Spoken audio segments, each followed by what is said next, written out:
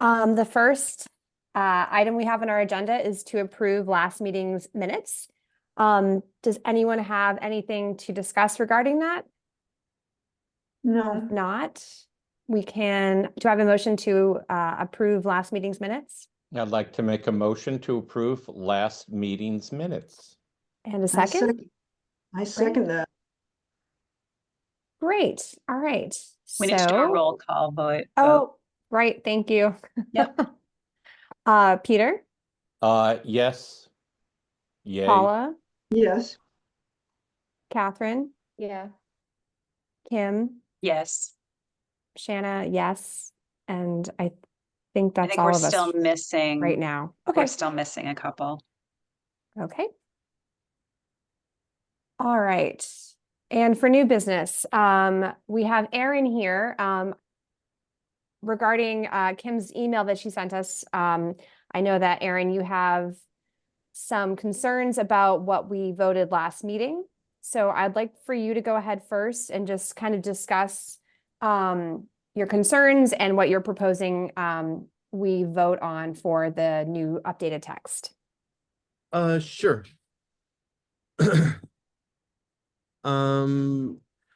And Erin, just so you know, I don't know if you can see the screen, but I have up on the screen what your latest proposal is in red. Great.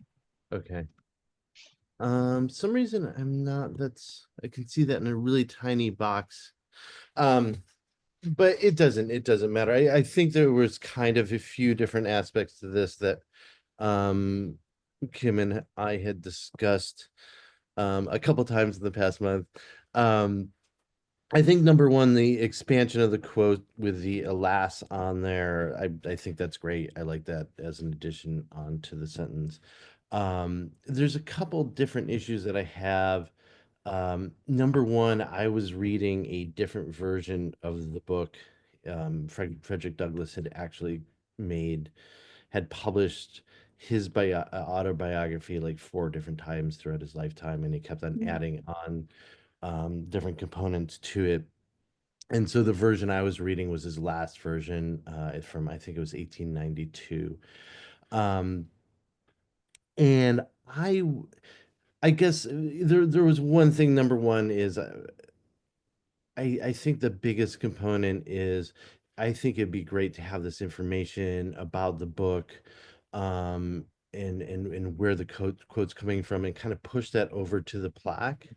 For me, just having this on the base of the piece kind of reads as almost having a footnote to the main message. And for me, it's a matter of hopefully keeping this super simple, having that quote, just having a dash, Frederick Douglass.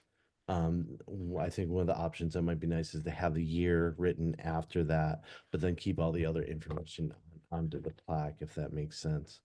Erin, you mean the interpretive panel, not the plaque, right? I'm sorry. Yeah. Interpretive panel. Yeah. I also apologize. I'm feeling a little bit under the weather, so my brain's running a little bit slow today. So, and I guess that sums up the concerns for me. So I guess it would be, I think that's great. Add on the alas on there onto the quote and the comma in there. But maintain that kind of information on the book off to the side, so you're kind of just backing up that quote rather than it being part of that main message, if that makes sense. Makes sense to me. No. Does anyone have any questions for Erin or any concerns about what he has proposed? I know, Peter, you were... The only little sticking point, and I'm not wedded to it, but the first time he actually used that in his first version is 1850 something or whatever. I just, have a feeling that there are some historians out there that just might, create unnecessary questioning about, well, wait a minute, didn't he do it in 1852? Oh, no. I'm not wedded to having the first time it was ever published as opposed to the version that you pulled it from. I will say, Peter, the one thing that I haven't mentioned that I'm trying to avoid with that as well is that the first time it was published, and he had a lot of problems with his publishers, but the title actually refers to Douglas as a slave. Yes. And I feel really uncomfortable referring to black man as a slave, as a white man referring to a black. I understand it was the title of the book, but I think it reads really poorly as defining him as a slave rather than an enslaved person. Oh, yeah, I'm Um, willing, I will concede to you or whatever. I'm just questioning now the date of 1892, that yeah, some people might say, well, wait a minute, he said this in an earlier version in 18, I, yeah, I wouldn't do it. I don't care, but I'm just trying yeah, to fend off any sort of negative, like you didn't yeah, get it right kind of a deal. Well, yeah. what about if on the interpretive panel, under this beautiful narrative, it says what version it's from, and that would Right, but actually, what I'm trying to say is that I would like also on the I would suggest that also on the interpretive panel you avoid referring to that first title, yeah. because No, either that's way, fine. because if you do that, then you have to refer to him as a slave. Yeah, No, I think the only way to Right. do that would be, because it is problematic, and Yeah. I work in the history field and we don't use that term anymore because Yep. it is derogatory. We could put it there as, this is what was first published and this is the reason why, and this is the reason that's a problem. Now that Sure, would be sure, getting into sure. a whole lot of like, I don't know if that's what we necessarily want the interpretive panel to be. But I think that's the only way you could have that date, because otherwise you're pulling from, we want to be pulling from the correct text that Yeah. we're quoting. So, Well, I think if it's 1892 and if on the interpretive panel it says, 1892, the version, if we wanted to, as Peter suggested, clarify to historians that might ask a question about it. But I agree with you, Aaron, about why we can't use it and why it isn't a good idea Yeah. to use the 1845 version. Well, it's the same version. It's just, I know, but I we're know, learning. no, I know this is like splitting hairs. It's the version I'm willing to give it up, but I also think it's important to be, if that's what Frederick Douglass actually agreed to in publishing the first version, then we should honor that. But we're not, we're doing 1892. What about if we just do Frederick Douglass and leave off a date? Yeah, that's possible too. And Peter, just to drive this home a little bit, the problem is also I don't think that is what Frederick Douglass agreed to. Oh, okay. Right. Well, Right, and that's also if, part of yeah, the problem. well, okay, I'll go along with that Yeah. if there's no actually discernible proof that he did. So let's assume that he didn't and that, history had its way. I'm fine with that. Okay. And so I will go with we'll just do the quote, Frederick Douglass. And I just want to say that I Yep. like having the date in there because Okay. a lot of people, they have no idea where in history Douglas falls, and just having that date for me could be important. It's not a deal breaker for me, but I'd Okay. like people. Okay, we can do that. Well, how does the team feel? How does the committee feel about that? I think Yeah. it's important to put it in context. I agree that a date is, I'm just wondering, when did Frederick Douglass die? I want to say in the 1890s. I want to say 1897, I think. Oh, okay. Just as long as, I mean, I can deal with the 92 as long as that date is, he was still alive. Yeah, by yeah, then. yeah. Because, I look at it now, granted, I don't know. I grew up, being a history buff and whatever. I would see 1892 and I would first say, well, isn't that kind of late? Didn't he die already? But, I'm just trying to protect ourselves. Yeah, So, yeah, I get it. I get it. So I have a proposal that we leave the date off of the pedestal and put all of this background information on the interpretive panel. I wouldn't want this beautiful sculpture to be at all kind of, I wouldn't Compromise. want the beauty of it compromised by something that somebody could, complain about or be, offended by or whatever. I would just keep it simple and Right. put all the context in the interpretive panel. That's my opinion. Hey, I'd go for that too. Kim, could I ask you, what about if, all right, this is, again, I just wanna, I like the date because it puts context on it. What about if it was Frederick Douglass with his birth year and his death year, Yeah. 1818 to 18, I just looked it up, 95.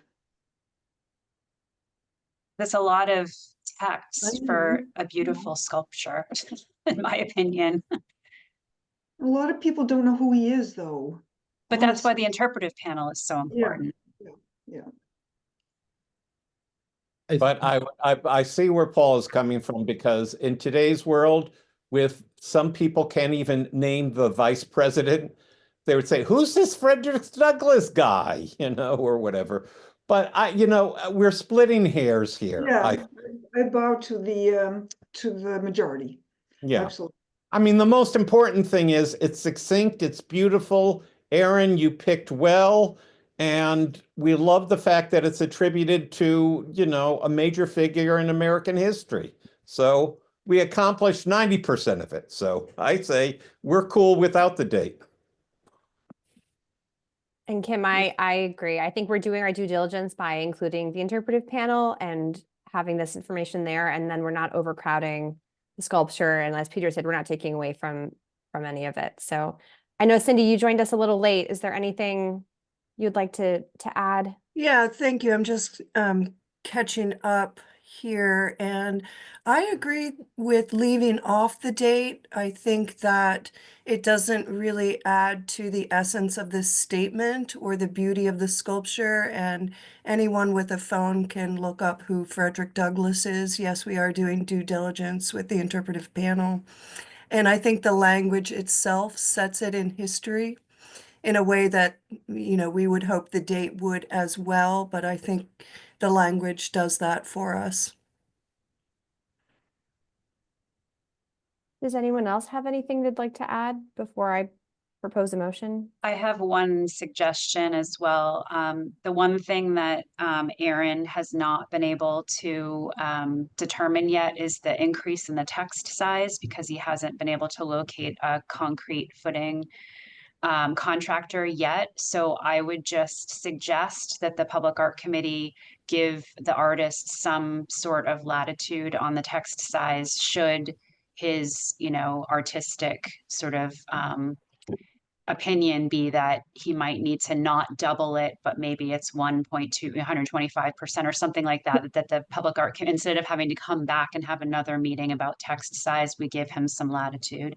I think that, our overall concern was just, is it legible if somebody's standing 5 feet away from it and looking down?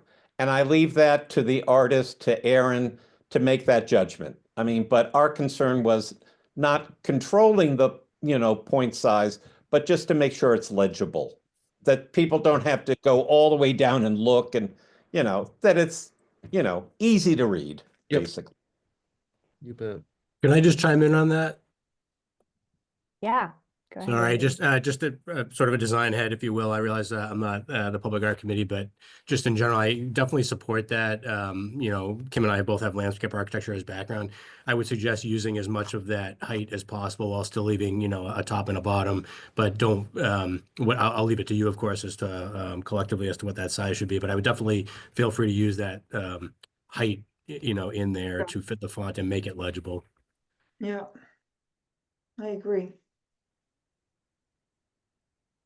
Great. Is there anything else that would like to express before I propose a motion? Okay, so I'm proposing a motion to leave off a date and just have the text, the quote with Frederick Douglass's name after it. Everything else will be put on an interpretive panel. And then also, in addition to that, leaving Aaron the creative freedom to use the font size that he ultimately deems most appropriate. Is there a motion for that? So moved. I second it. And let's vote. Paula, Yes. Kim, Yes. Peter, Yes. Cindy, Yes. Catherine, Yes. and Shanna. Yes. Great. Well, there's no other new business today, folks.